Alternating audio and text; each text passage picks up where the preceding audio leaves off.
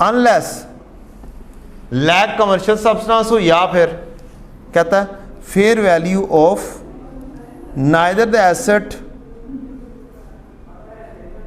ओ भाई ओ भाई ओ भाई भाई इधर आ जा,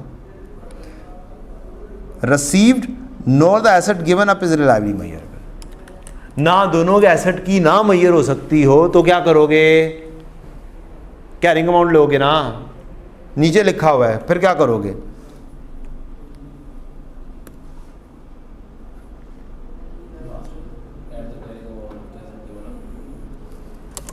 कैरिंग अमाउंट लोगे। ठीक, अब यही चीज आपको थ्योरेटिकली आ जाए, क्या चीज आ जाए, थ्योरेटिकली आ जाए, पॉसिबल है, क्या करो, एक्सप्लेन करो। सिचुएशन वो कौन सी, ये वाली, लिखा हो लैक कमर्शियल सब्सटेंस। अब आप बताएं कि आप किस तरीके से इसको रिकॉर्ड करेंगे, बस ये लिखा हो, एक्सप्लेन करो।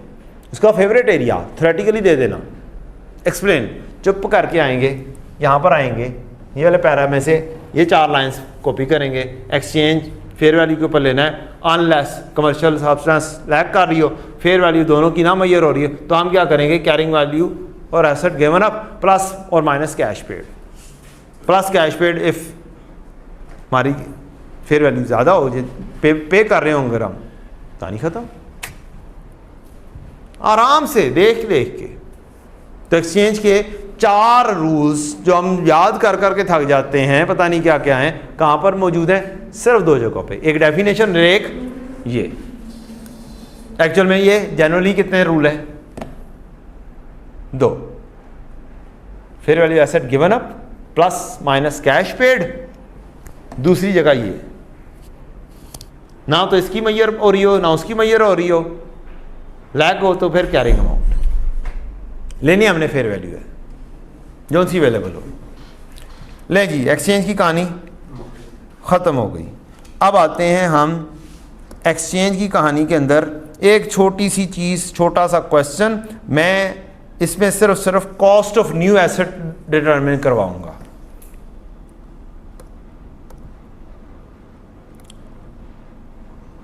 पहली सिचुएशन है, fair value of new asset is 50,000, fair value of asset given is 27,000। आगे कहता है fair value of new asset is more reliably measured. अब इसका मतलब है जो फेयर वैल्यू गिवन है ना, ये है ही नहीं, मोर रिलायबली का मेजर्ड, बस वो दूसरे वाला जिसके बारे में कह रहा है वो है, दूसरी को क्या करोगे, गायब कर दोगे, आप 50,000 ले लोगे, fair value of new asset, बस कहानी खत्म। सेकंड सिचुएशन में फेयर वैल्यू नहीं 50 है, ओल्ड की 25,000 है, और fair value of old asset is more reliably measured है। अब 25,000 में कैश पे भी आ रहा है ऊपर कहीं पे, 18,000 हमने कैश भी पे किया, तो क्या करेंगे, 25 जमा 18 कर देंगे, 43 बन जाएगी। अगली चीज, फेयर वैल्यू ऑफ 48 है, ओल्ड की 26 है, और दोनों की क्या है, मोर रिलायबली मेजर्ड है, मीन्स दोनों कर सकते हैं। तो अब क्या करेंगे, ओल्ड ही बेस करेंगे, 26 जमा 18 44 हो जाएगी। उससे अगली सिचुएशन, नए की 45 है, ओल्ड की 28 है, दोनों की fair value not reliably measured है, या फिर कमर्शियल सब्सटेंस लैक है, तो फिर क्या करेंगे, कैरिंग अमाउंट निकालेंगे, कैरिंग अमाउंट 40 माइनस 13 करके 27 आ जाएगी, 40 कॉस्ट है, एक्यूमुलेटेड डेप्रिसिएशन उसकी 13 है, तो आप ये 27 निकालेंगे, book value of old plus cash paid, कहानी क्या हो जाएगी, खत्म। बाकी की एंट्री आपको आती है माशाल्लाह से। अब आपका ये कोई एक आधा क्वेश्चन है, ये एक्सचेंज किससे रिलेटेड, कोई पास पेपर है, सब्सीक्वेंट एक्सपेंडिचर एसेट की कॉस्ट का पार्ट बनाते हैं, क्या करते हैं, सब्सीक्वेंट एक्सपेंडिचर। अगर आपकी क्या कर रहे हो, एसेट इंप्रूव हो रहा हो, आपकी लाइफ बढ़ रही हो, या फिर रिप्लेसमेंट पार्ट हो, प्रोवाइडेड ओल्ड पार्ट आप डिस्पोज ऑफ कर रहे हो, तो तब आप क्या करते हैं, तो हम कैपिटलाइज करते हैं और इसे डेप्रीशिएट करते हैं ओवर द रिमेनिंग एसेट। ठीक, प्रोवाइडेड हमारी क्या चीज़ हो रही हो, बढ़ रही हो। यार एक मिनट, हाँ जी अस्सलाम वालेकुम, चलें जी, ओके जी।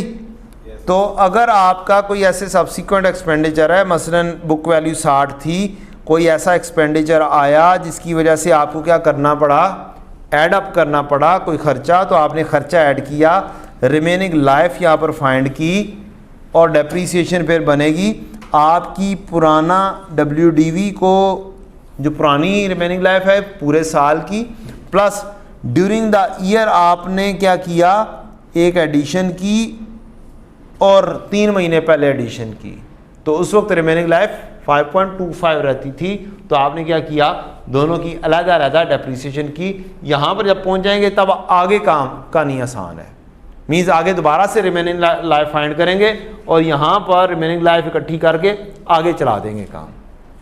लेकिन जिस साल में एडिशन आ रही है, जिस साल में एक्सपेंडिचर है, वहाँ पर थोड़ी सी टेक्निकलिटी डेप्रीसिएशन के ऊपर आपकी आ सकती है।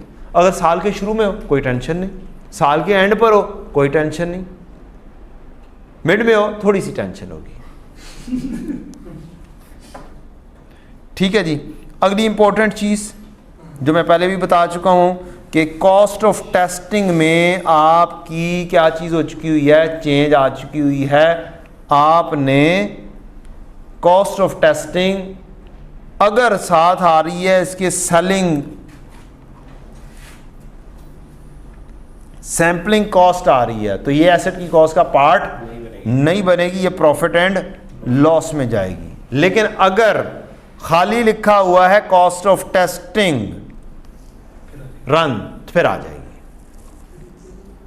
ये रीसेंट बुक के अंदर चेंज है, पैराग्राफ 20A एडेड है, 20A है गालिबन। पुराना पास पेपर है वो भी चेंज हो जाएगा ना? डेफिनेटली चेंज हो जाएगा, उसमें टेस्टिंग थी, डेफिनेटली चेंज हो जाएगा। मैंने तकरीबन अपनी बुक के अंदर सारे जो हैं सॉल्यूशन चेंज किए हैं। एक आधे में रह गया था, मुझे मेरे स्टूडेंट ने कहा, तो वो मैंने अपने पास डेफिनेटली चेंज कर दिया। पब्लिश बुक के अंदर चेंज नहीं कर सकता, लेकिन मैंने चेंज किया। मुझे मेरे स्टूडेंट ने कहा सर यहाँ पे आपने गलत किया हुआ है, आपने पढ़ाया है, ये यहाँ पे गलती रह गई हुई है। तो स्टडी टेक्स्ट में भी सारे चेंज किए गए हैं, सारे सॉल्यूशंस चेंज हुए हैं। काइंडली पुराने पास पेपर खोल के ना देखें, ओरिजिनल पास पेपर के सॉल्यूशन ना देखें, वहाँ पे गलती की तरफ ही जाएंगे। आप क्या करेंगे, गलती की तरफ ही जाएंगे, गलती की डगर के ऊपर ही रहेंगे। फिर स्पेसिफिक पॉइंट से बस देखें ना। नहीं, स्पेसिफिक पॉइंट। अब एक बच्चा है वो पढ़ रहा है पास पेपर, ओरिजिनल सॉल्यूशन से देखे जा रहा है, ओरिजिनल सॉल्यूशन से देखे जा रहा है, आई कैप से डाउनलोड किए हुए, इतनी चेंजेस के बाद तो फिर क्या होगा, फिर उसने तो वो पुराने नॉलेज के ऊपर ही रहना है ना। तो उससे बहुत बेहतर है स्टडी टेक्स्ट देख लो। अपनी बुक होने के बावजूद मैं क्या कह रहा हूं, मेन सोर्स क्या है, स्टडी टेक्स्ट।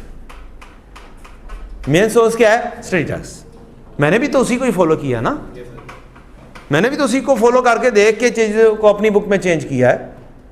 मैंने तो किसी और ज़ैद बकर की बुक को तो नहीं देखा। आई कैप की बुक में जो चेंजेस आई हैं वो चेंजेस बता रहा हूँ आपको। स्टैंडर्ड में 2021 में चेंज थी, ये वाली 2021 की चेंज आई हुई है, बुक में नहीं थी, एज इट इज चल रहा था टिल स्प्रिंग 23। लेकिन ऑटम 23 में करोगे ना ये काम, पहले कैपिटलाइज हो जाता था, अब करोगे ना क्रॉस लगेगा, फिर एग्जामिनर कमेंट्स आएंगे। डिस्पाइट के स्टडी टेक्स्ट में लिखा भी हुआ है, एग्जाम्पल्स भी दी हुई हैं, फिर भी स्टूडेंट को कुछ पता नहीं है। अगली चेंज है जनाब, आपकी सेटलमेंट डिस्काउंट होती है, सॉरी डिसमेंटलिंग। चेंज तो नहीं है ये। Dismantling cost of removing the site for which it is required, for which the entity incurs the legal or constructive obligation। यहाँ पर इंपॉर्टेंट चीज़ ये है कि IS 36 से रिलेटेड कि अगर आपने लाइबिलिटी बुक कर ली हुई है, कॉस्ट का पार्ट बना दिया हुआ है, तो तो dispending cost would not be considered as residual value if it is not booked as liability. तो रेजिडुअल वैल्यू के तौर पर आप नहीं लेंगे, डिस्पोजल कॉस्ट के तौर पर आप उसको नहीं लेंगे। अच्छा जी, ये कहानी होगी थोड़ी थोड़ी सी। ये क्वेश्चन है डेल्टा का, पास पेपर है, स्प्रिंग 16 में आया हुआ। ठीक, बहुत अच्छा सा पास पेपर है, हम इसको देख चुके हुए हैं, शायद इससे मिलता जुलता देख लिया हुआ है। अपग्रेडेशन है इसके अंदर, क्या है, अपग्रेडेशन भी है, जो भी मैंने डिस्कस की है वो भी है इसके अंदर। तो इसको आप देख लीजिएगा, और कोई और देखें ना देखें, ये लाजमी तौर पर देख लें। इसमें 2-3 चीज़ें आपकी आ रही हैं। इसमें सेटलमेंट डिस्काउंट भी आ रहा है शायद, इसके अंदर एक्सट्रैक्ट्स भी आ रहे हैं, एक्यूमुलेटेड डेप्रिसिएशन भी है, और सारी चीज़ें हैं इसमें। Very good question, a very good question. Change in estimate हो गया, फार्मूला ये आता है इसका, देख लीजिएगा। ये बहुत अच्छा सा क्वेश्चन है, इंट्रोडक्शन 2 के अकाउंटिंग के लेवल पर आया था। किस लेवल पर आया था? ITA के लेवल पर आया था, और अब आपका लेवल वही है, आपके लेवल भी वही है। Very good question. सप्टिका जनरल एंट्रीज थी, लाजमी तौर पर देख लीजिएगा। ये वाला क्वेश्चन डिस्कस करके छुट्टी। आबिद लिमिटेड, डिस्पोजल अभी तक टेस्ट नहीं हुई, रीवैल्यूड एसेट की डिस्पोजल टिल स्प्रिंग 23 टेस्ट नहीं हुई एट FAR1 लेवल।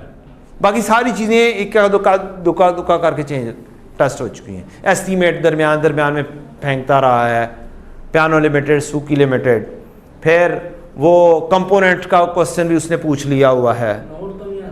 क्या क्यों नहीं आ सकता? वो से देखें तो सही ना स्टडी टेक्स्ट। आपका क्या ख्याल है? सिर्फ जनरल एंट्रीज आएंगी, नोट नहीं आ सकता? इसमें क्या मुश्किल है? कुछ भी मुश्किल नहीं। नोट एक्सट्रैक्ट्स हैं, जनरल एंट्रीज हैं, 3 तो चीज़ें होती हैं बेचारी। जनरल एंट्रीज मेरा नहीं ख्याल के पूछेगा, पूछ लेगा, पूछ ले इंशाल्लाह पूछ लेगा। हम बनाएंगे वर्किंग, ठाड़ा करके एंट्रीज लिखेंगे, कहानी खत्म। कोई तो अगर क्या नाम है 15 एंट्रीज होंगी, कोई 12 तो सही हो जाएंगी। 18 नंबर की जनरल एंट्रीज, और वो वाली जनरल एंट्रीज पूछेगा जो हमें नहीं आती हैं। नहीं, जनरल एंट्रीज का फोकस उसका बिल्कुल स्टार्ट पर था। जब रिवॉल्यूशन R1 के लेवल पर आई थी, तब जनरल एंट्रीज का फोकस था। फिर आगे से आगे नोट और एक्सट्रैक्ट्स। इस वक्त जो एम्फेसिस है, करंट एम्फेसिस या नोट है या एक्सट्रैक्ट्स, ये 2 एम्फेसिस हैं उसके बड़े क्वेश्चन के अंदर। नया कोई चीज़ बना कर दे दे तो मैं कुछ कह नहीं सकता। आबिद लिमिटेड की कहानी है, 4 बिल्डिंग्स हैं, एक ही विसिनिटी पे है, 1 जनवरी 12 को ली है 300 मिलियन की। लाइफ इसकी 20 साल है, और 3-4 दफ़ा क्या हो रही है? रिवैल्यूशन हो रही है। 30 जून 15 पर एक बिल्डिंग क्या हो रही है? सेल हो रही है 80 मिलियन की। अब हमने इसकी सबसे पहले क्या बनानी है? वर्किंग बनानी है। हमें कहा है कि नोट बना दो। क्या कर दो? नोट बना दो। तो हम पहले सबसे पहले क्या करेंगे? रिवैल्यूशन की वर्किंग बनाना शुरू करेंगे। ये हमारा फॉर्मेट है, 3 कॉलम के ऊपर हम वर्किंग बनाते हैं। बिल्डिंग, रिवैल्यूशन सरप्लस और स्टेटमेंट ऑफ कॉम्प्रिहेंसिव इनकम। आप क्वेश्चन में सबसे पहले पढ़ने के बाद ये देखेंगे कि क्वेश्चन के अंदर कोई डिस्पोजल तो नहीं है। अगर डिस्पोजल हो तो मेरा तरीकाकार तो ये है कि मैं क्या करता हूं, डिस्पोजल से पिछली जो भी रिवैल्यूशन डेट है यहां तक तो वर्किंग आराम से चलनी है, और फिर हमने क्या कर देना है? वर्किंग के अंदर 2 स्प्लिट लेकर आने। क्या करेंगे? डिस्पोजल को सेपरेट कर देंगे और रिमेनिंग वाले को सेपरेट कर देंगे। अच्छा जी, कैसे लेकर चलेंगे? 300 मिलियन का एसेट था, 20 मिलियन लाइफ थी, और लेकर चले हम 300 मिलियन लाइफ 20 पर डेप्रिसिएशन की, WDV आई, रीवैल्यूड हुआ 323 पर, मेरा रिवैल्यूशन सरप्लस आ गया 38 का।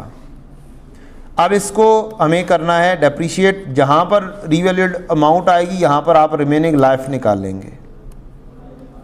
आपने कहा 20 साल है, 1 साल गया, 19 बाकी बचे। पास का चेंज इन एस्टीमेट हो जाता है, दरमियान में बता देता है एस्टीमेट चेंज हो गया है, तो रिमेनिंग लाइफ जो वो देगा वो लिख लेंगे। 323 आया, 38 आया। डेप्रीसिएशन करेंगे रिमेनिंग लाइफ के ऊपर, 38 की भी और दूसरे की भी, 17 और 2 आ गया।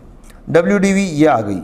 फिर दोबारा से रीवैल्यूड अमाउंट 252 और हमारा लॉस आया। पुराना सरप्लस ख़त्म करेंगे और लॉस बुक कर लेंगे। एक इम्पॉर्टेंट बात इस वर्किंग के अंदर, जब भी रिवैल्यूएशन होगी या तो लाइन क्या हो रही होगी, सारी की सारी नेगेटिव में जा रही होगी या सारी की सारी लाइन पॉजिटिव में जा रही होगी।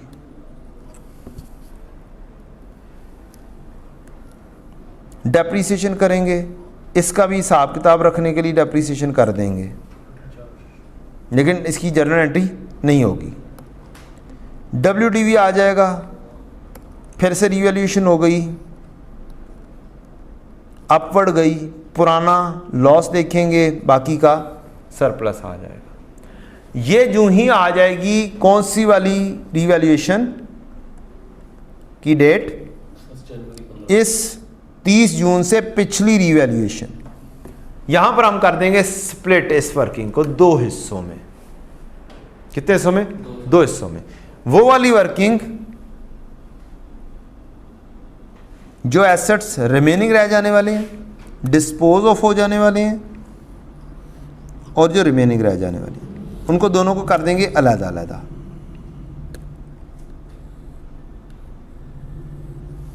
किस किस को 2 हिस्सों में तोड़ना है? एक इसको और एक इसको। एक रिवैल्यूड अमाउंट और एक रिवैल्यूएशन सरप्लस। 2 को तोड़ना है आपने 2 हिस्सों में। कैसे तोड़ देंगे? आप कहेंगे मेरा एसेट जो है वो कितने का है, क्या उसने बताया हुआ है? कहता है हमारी एक ही विसिनिटी में है, एक जैसी बिल्डिंग्स हैं, जिसका मतलब है एक जैसी हुई। तो क्या करेंगे हम? 4 पर तकसीम कर देंगे उसको। एक बिल्डिंग बिक रही है ना, और टोटल 4 थी, तो मैं 272 को क्या करूँगा? तो मेरा क्या चीज़ आ जाएगी? 68 आ जाएगा।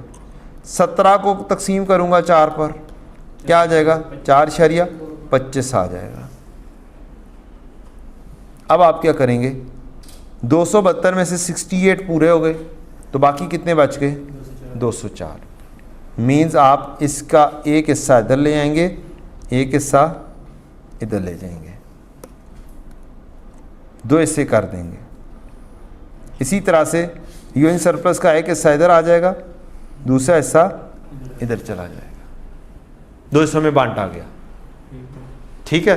अब आगे 3 काम आ रहे हैं।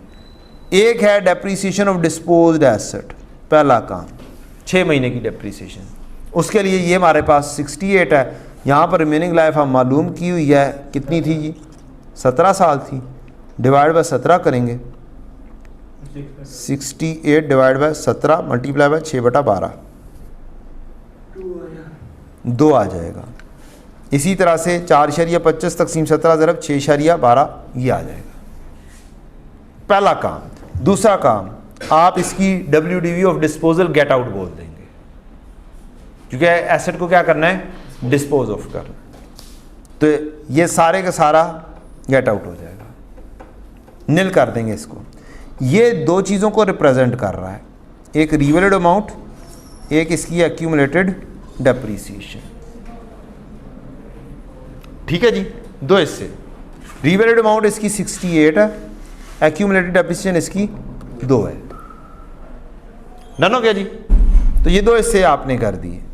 अब अगली चीज़,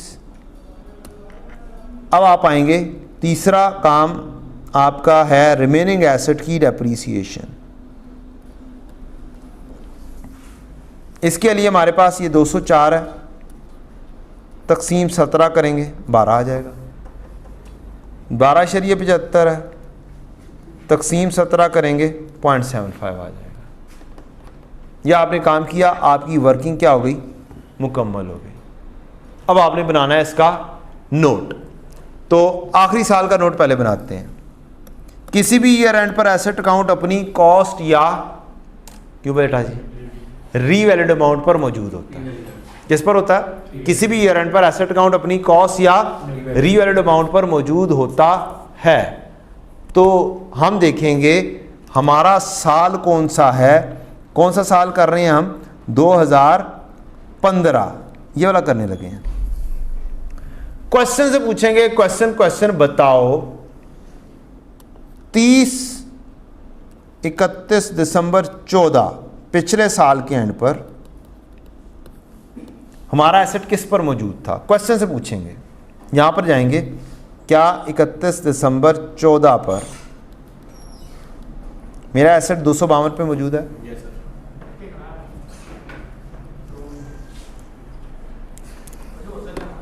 31 दिसंबर 15 पर मेरा एसेट कितने पर मौजूद है? 252 पर मौजूद है। 31 दिसंबर 14 पर ईयर एंड पर 252 पर मौजूद है। मेरा पिछले साल का क्लोजिंग, इसका मतलब है 252 पर होगा। कॉस्ट उसकी क्या, उसकी कॉस्ट मैं ओपनिंग क्या लिख लूंगा, 252। रीवैलिड अमाउंट डेफिनेटली किसी भी ईयर एंड पर एसेट अकाउंट अपनी या कॉस्ट पर मौजूद है या रीवैलिड। अगर कॉस्ट मॉडल है तो कॉस्ट, अगर रीवैल्यूएशन मॉडल है तो रीवैलिड अमाउंट। देखना है ईयर एंड के ऊपर। 31 दिसंबर 14 जहां पर फाल कर रहा था, मैंने देखा 31 दिसंबर 14 कहां पे है, वो दरमियान में था। 1 जनवरी 15 नहीं लेना, वो साल के शुरू में रीवैल्यू हो रहा है। तो 31 दिसंबर 14 पर पिछली रीवैल्यूड अमाउंट पर मौजूद है 252। मैंने ओपनिंग उठाया, लिख दिया। मुझे सिर्फ 1 साल का कहा हुआ है, मैं एज्यूम क्या कर रहा हूँ, सिर्फ 1 साल का कहा हुआ है, 2015। That's all the game. 252 उठाया, लिख दिया। अब अगला स्टेप क्या है? अगला स्टेप है जो वर्किंग बनाई है आपने, उधर आना है। आपने क्या करना है? वर्किंग पे आना है, अपना निशान लगाना है आपने 31 दिसंबर 15 और पिछला 31 दिसंबर 14। अब आप आए 31 दिसंबर 14 के ऊपर, आपने कहा ये क्या चीज़ है, WDV 238। और इससे पहले जो रीवैल्यूड अमाउंट आपने सेलेक्ट किया है वो कौन सी है, 252। इन दोनों के दरमियान में एक्यूमुलेट डेप्रीसिएशन कौन सी है, ये क्या होगी, एक्यूमुलेटेड डेप्रीसिएशन ओपनिंग। ये सेलेक्ट की थी ना मैंने। Yes sir. 252 और 31 दिसंबर 14 पे है क्या कैरिंग अमाउंट, 238। दोनों का डिफरेंस ये 14 चार्ज हुआ है। ये क्या है, मेरी एक्यूमुलेटेड डेप्रीसिएशन का ओपनिंग। जाऊंगा मैं और जाके करूंगा, यहां पर 14 लिख दूंगा। पहला काम हो गया मेरा, दोनों के ओपनिंग लिखे गए। अगला काम स्टेप बाय स्टेप, यहां से ऑनवर्ड क्या हुआ है, रीवैल्यू है। तो रिवैल्यूएशन के वक्त सबसे पहला काम हवाई एंट्री। हवाई एंट्री एलिमिनेशन हमारी इस वर्किंग में नजर नहीं आती, इसलिए इसका नाम क्या है, हवाई एंट्री। तो वो कितनी है, साल के शुरू में ही हुई है, 14 चार्ज हुई है। इस रिवैल्यूएशन से पिछली रिवैल्यूएशन के दरमियान में जितनी चार्ज हुई है वो 14 है। ठीक है जी, क्योंकि पिछली जब भी हुई होगी रिवैल्यूएशन तब एक्यूमुलेटेड डेप्रीसिएशन फोत हो गई होगी, खत्म हो गई होगी, एलिमिनेट हो गई होगी। तो पिछली रिवैल्यूएशन और इस रिवैल्यूएशन के दरमियान में जितनी भी डेप्रीसिएशन आ रही है, अगर 2-2 साल के बाद हो रही है रिवैल्यूएशन तो 2 साल की आ जाएगी, अगर 3 साल के बाद हो रही है रिवैल्यूएशन 3 साल की आ जाएगी। तो 2 रिवैल्यूड अमाउंट के दरमियान में देखना होता है आपने। वो 14 चार्ज हो रही है, आप उठाएंगे 14 और जाकर ट्रांसफ़र मार देंगे, एलिमिनेट कर देंगे। आपने ये एलिमिनेट किया इधर से और इधर से भी, एक्यूमुलेटेड डेप्रीसिएशन डेबिट और एसेट क्रेडिट की एंट्री पास कर दी। डेट वाइज चलना है, आपका काम हो जाएगा। डेट वाइज नहीं चलेंगे काम गड़बड़ हो जाएगा। फिर आप जाएंगे अगला स्टेप। अगला स्टेप क्या किया आपने, आपने रिवैल्यूएशन कर दी, 34 के साथ आपने बढ़ा दिया। उसके 2 पार्ट हैं, 17 और 17। रिवैल्यूएशन सरप्लस 17 और 17 प्रॉफिट एंड लॉस वाला। फॉर्चुनेटली या अनफॉर्चुनेटली दो हिस्से यहाँ पर लिखे नहीं हुए मैंने। यहाँ पर आप एक देंगे रिवैल्यूएशन सरप्लस का, एक हिस्सा देंगे प्रॉफिट एंड लॉस का। यहाँ पे 17 बहुत जल्दी हो तो 34 लिख दो, इतना टाइम होता है आपको, दो हिस्से कर सकते हो। 17 और 17 दो हिस्से करके लिख दोगे, एग्जामिनर के पैटर्न के ऊपर आंसर कर दोगे, और जो सा रिवर्सल ऑफ लॉस का डिस्क्लोजर देना है वो देना नहीं पड़ेगा, यहीं पे ही हो जाएगा, कहानी यहीं पे ख़त्म हो जाएगी। तो 34 की बजाय क्या लिखे जाए, 17 और 17 दो चीज़ें। मैंने क्या किया, 34 से बढ़ा दिया, एसेट 34 से क्या हो गया, बढ़ गया। अब मैं पहुंच गया, अगला ये वाला एरिया है जो मुझे डील करना है। पहला काम मैंने ये किया, डेप्रीसिएशन चार्ज की है। क्या किया जी, मैंने डेप्रीसिएशन चार्ज की है 2 की। मैंने कहा अच्छा कोई मसला नहीं, 2 की डेप्रीसिएशन चार्ज कर देते हैं जाके, स्टेप बाय स्टेप। 2 की मैंने डेप्रीसिएशन चार्ज की यहाँ पर, 2 की। नेक्स्ट में बढ़ा, अगला काम डिस्पोजल। 66 के 2 हिस्से हैं, एक है एक्यूमुलेटेड डेप्रीसिएशन और एक है उसकी रिवैल्यूड अमाउंट। हमें एंट्री पास करनी होती है एक्यूमुलेटेड डेप्रीसिएशन डेबिट, एसेट की revalued amount credit, cash debit, gain loss credit. ठीक, गेन क्रेडिट, लॉस डेबिट। अब रिवैल्यूड अमाउंट 68 है, एक्यूमुलेटेड डेप्रीसिएशन 2 है, 80 में बेचा है, गेन आ जाएगा आपका, ये जनरेटरी होगी। तो मुझे ये 2 लाइंस लिखनी है, दोनों अलग अलग।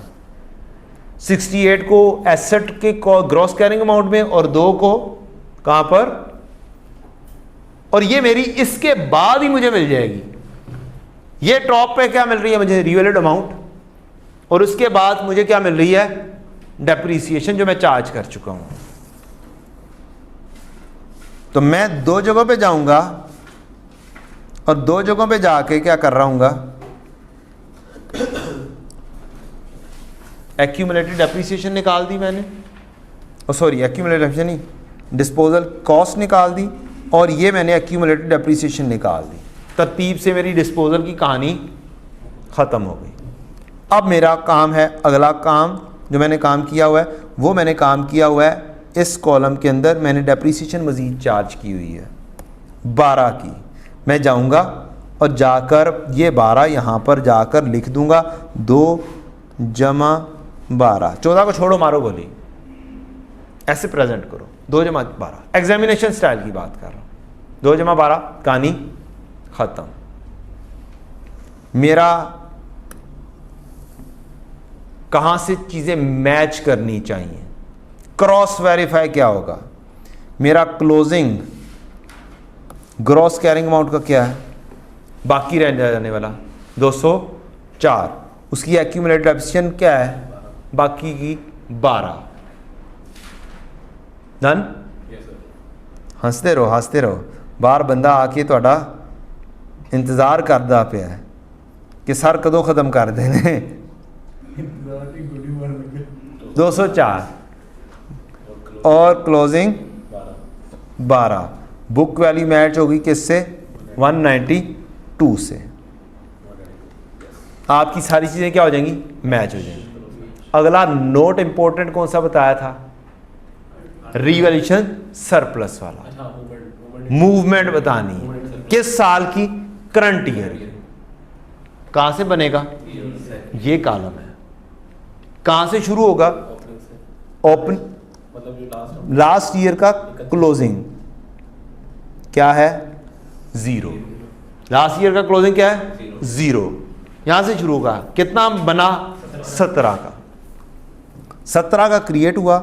आउट कितना हुआ, 1 इंक्रीमेंटल डेप्रीसिएशन की वजह से, ये इंक्रीमेंटल डेप्रीसिएशन की वजह से, ये डिस्पोजल की वजह से। एंड पर बचेगा कौन सा, 12। नोट पता नहीं मैंने बनाया हुआ है कि नहीं बनाया हुआ, शायद नहीं बनाया होगा,